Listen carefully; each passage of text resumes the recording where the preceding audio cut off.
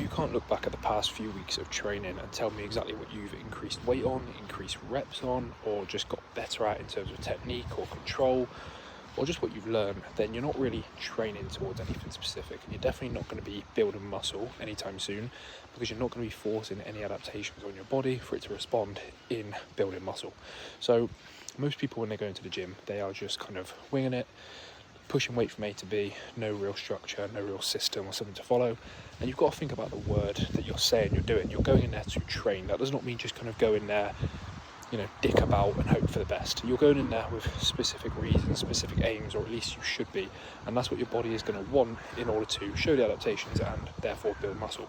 So I make this point a lot, and I'm obviously taking the piss about if you go to the gym and none of this is really tracked or managed, you may as well just be going to aerobics. But there are some truths in that. Like, if you are just going in there and pumping this blood around the muscle, what do we really expect to happen? You could do that for the rest of your life and very, very minimal change will occur. So the double progression method is going to be your best bet in terms of what you can probably change tomorrow to make this better and improve, and also have that kind of penny drop moment of, okay, that's what I was missing.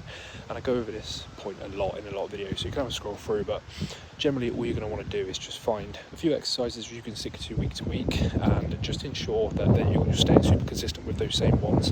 Have a rep range. Don't just kind of do 12 and fuck off. Like, have a range of 6 to 9 reps, for example, or 6 to 10, 6 to 8, 4 to 8, whatever you prefer and can get more intense on with good form, and find a weight which is going to help you fail.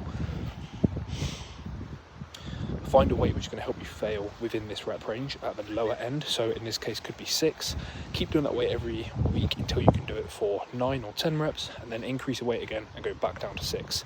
And you're actually going to be giving your body a reason to respond in growth. You're always going to be moving forward, and you're not going to have a hard time building muscle. And most importantly, you're going to be clear on why you're actually going in there, which is the biggest thing people are missing. So come back in a few weeks and make sure that you can actually tell me what you've increased on, and you will look bigger in the mirror.